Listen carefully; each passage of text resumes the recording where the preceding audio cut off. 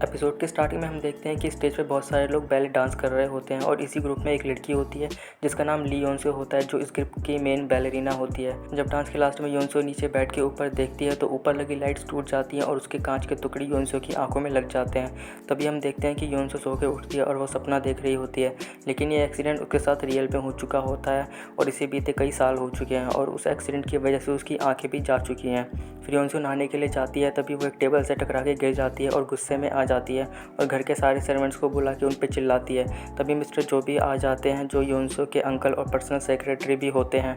जब योनसो के पेरेंट्स की डेथ हो गई थी तब से वो योनसो के साथ रह रहे हैं और उसका ख्याल रख रहे हैं। फिर योनसो सर्वेंट से पूछती है कि ये टेबल किसने यहाँ रखी और उन्हें जॉब से निकालने की धमकी भी देती है, जिससे वो सर्वेंट डर जाती है और सामने आती है और योनसो से माफ़ी मांगती है, लेकिन योनसो उसे माफ़ नहीं करती और उसे जॉब से निकाल देती है। फिर मिस जंग भी आ जाती हैं, जो अपने साथ कुछ लेटर्स लेके आती हैं, जिसमें से एक इन्विटेशन योनसो की कंपनी फैंटासिया कल्चरल फाउंडेशन से होता है, क्योंकि उसकी 28th एनिवर्सरी है।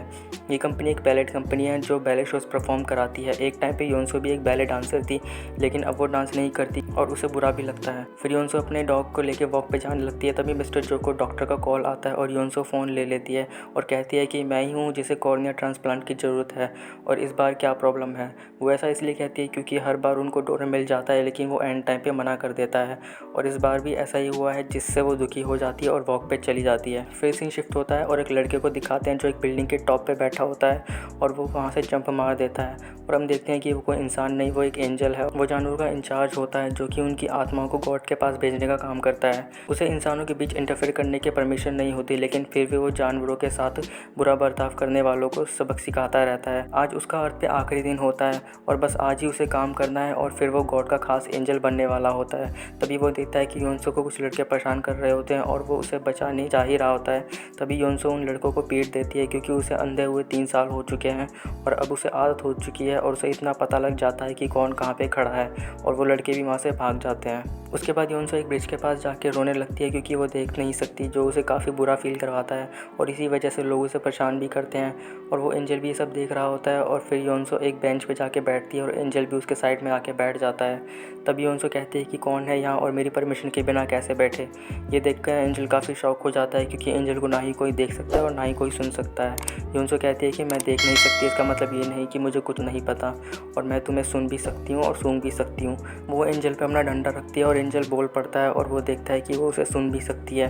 वो शॉक हो जाता है और सोचता है कि ये कैसे हो सकता है और योनसो कहती है कि तुम एक लड़के हो, मैंने अभी कुछ लड़कों को मार के भगाया है, तो सोच समझ के बैठना। एंजल कहता है कि ये बेंच तुम्हारा नहीं है, गॉड का है और मैं यहाँ बैठ सकता हूँ। फिर वो गॉड के बारे में बातें करने लगता है, लेकिन योनसो को गॉड पे बिलीव नहीं होता और वो एंजल उसे और भी अच्छे से समझाने की कोशिश करने लगता है। तभी योनसो उसे पकड़ लेती है और पूछती है कि तुम कौन हो और यहाँ पर क्यों आए हो। तभी वहाँ पे मिस जंग आ जाती है और योनसो मिस जंग को उसे पकड़ने के लिए कहती है, लेकिन मिस जंग का कोई नहीं दिखता, क्योंकि वो वहाँ से भाग चुका होता है और वो कहती है कि यहाँ कोई नहीं है। फिर योनसो चेक करने लगती है, तभी उसे एंजल का रुमाल मिल जाता है जो भागते वक्त नीचे गिर गया था। फिर सीन शिफ्ट होता है और हम देखते हैं कि मिस्टर जो मिस जोई से मिलने आए हुए हैं, जो योनसो की आंटी है और उस कंपनी को भी चला रही है। कल योनसो के पेरेंट्स की डेथ की एनिवर्सरी होती है और कल ही के दिन उसकी आंटी ने कंपनी में प्रोग्राम रखा होता है। तो मिस्टर जो कहते हैं कि प्रोग्राम को नेक्स्ट वीक रखा जाए, लेकिन मिस जोई ऐसा करने से मना कर देती है और वो कहती है कि इस कंपनी को मैं चला रही हूँ और क्या होना चाहिए और क्या नहीं ये मैं ही डिसाइड करूँगी।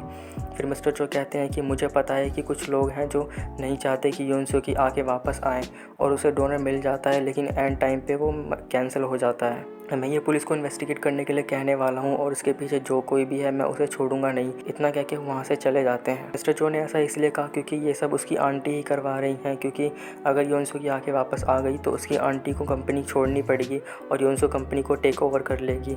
इसलिए वो उस डॉक्टर को धमकाती है और कहती है कि इसके बारे में किसी को पता नहीं चले। फिर रात में योनसो उस एंजल के रुमाल को लेके उसी के बारे में सोच रही होती है और उधर वो एंजल भी यही सोच रहा होता है कि वो मुझे कैसे सुन सकती है। फिर वो एंजल एक चर्च में जाता है जहाँ गॉड का एक खास एंजल होता है और जो उस चर्च में एक फादर के काम कर रहा होता है। उसका नाम हो होता है और वो एंजल का अच्छा दोस्त भी होता है। वो एंजल को डांटने भी लगता है, क्योंकि वो बार बार इंसानों की लाइफ में इंटरफेयर करता रहता है और वो उसे वार्निंग भी देता है, अगर उसने ऐसा फिर से किया तो वो गायब हो जाएगा धूल की तरह। फिर एंजल कहता है कि आज मेरा आखिरी दिन है और मैं ऐसा कुछ नहीं करूँगा। तभी वो देखता है कि उसका रुमाल उसके पास नहीं है। उसे याद आता है कि जब उस लड़की ने उसे पकड़ा था तो वो वहीं गिर गया था। वो उससे कहता है कि अगर तुम्हें कहीं जाना है तो जाओ, लेकिन कल रात 12 बजे से पहले यहाँ आ जाना। फिर एंजल उस रुमाल को ढूंढने चला जाता है क्योंकि वो रुमाल उनके लिए काफ़ी इंपॉर्टेंट होता है और उसके बिना वो गॉड का खास एंजल भी नहीं बन पाएगा।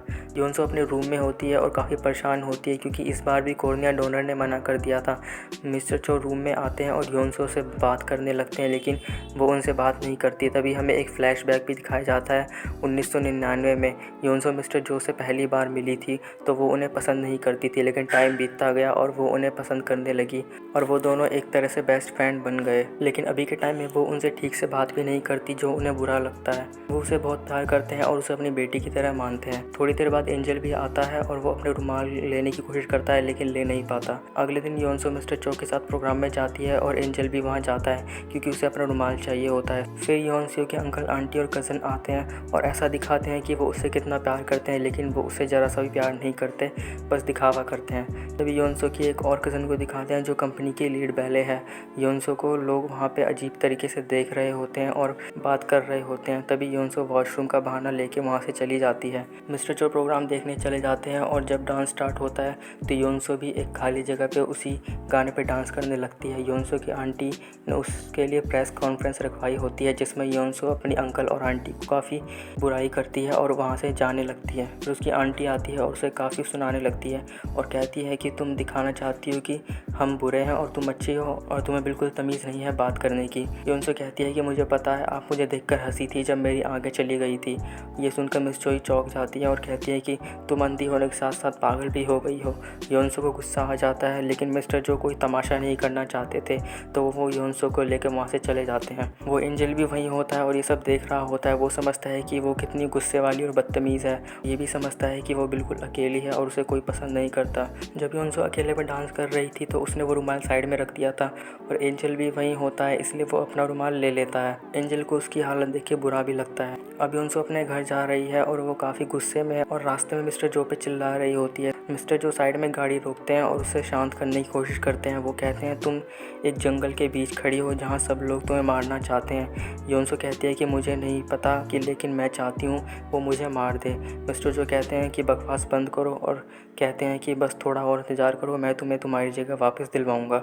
योंसो कहती है कि जगह दिलवाएंगे, पर कैसे? मुझे अपनी आंखें देके? आप होते कौन है मुझे ये कहने वाले? और मेरे डैड बनने की कोशिश मत करिए, नहीं तो मैं आपको फायर कर दूंगी। वो गुस्से में होती है इसलिए कुछ भी बोल रही होती है। तो मिस्टर जो बिना कुछ कहे कार स्टार्ट करके घर जाने लगते हैं, लेकिन किसी ने उनकी कार के ब्रेक फेल्स कर दिए होते हैं और उनका एक्सीडेंट हो जाता है और उसकी कार ब्रिज से लटक जाती है। एंजल भी वहीं से गुजर रहा होता है और वो देखता है कि योंसो और मिस्टर जो का भी एक्सीडेंट हो गया था।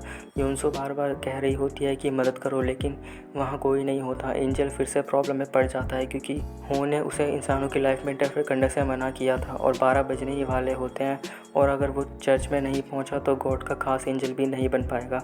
इसलिए वो काफ़ी कंफ्यूज हो जाता है कि उसे वहाँ से चले जाना चाहिए या फिर उनकी मदद करनी चाहिए। तभी उसे कुछ याद भी आने लगता है जिसमें उसे एक छोटी लड़की भी दिखती है और फिर योंसो बोलती है कि मदद करो, मुझे जीना है। और गाड़ी ब्रिज से नीचे गिरने लगती है और एंजल खुद को रोक नहीं पाता और टाइम स्टॉप हो जाता है और गाड़ी हवा में रुक जाती है और एंजल उड़ते हुए नीचे जाता है और योंसो को देख के कहता है मुझे ये नहीं करना चाहिए था। और एपिसोड यहीं ख़त्म हो जाता है। आपको ये सीरीज़ कैसी लगी कमेंट करके ज़रूर बताना और जो चैनल पर नए हैं चैनल को सब्सक्राइब कर लें। फिर मिलते हैं नई वीडियो में, तब तक के लिए बाय। बहुत प्यार कर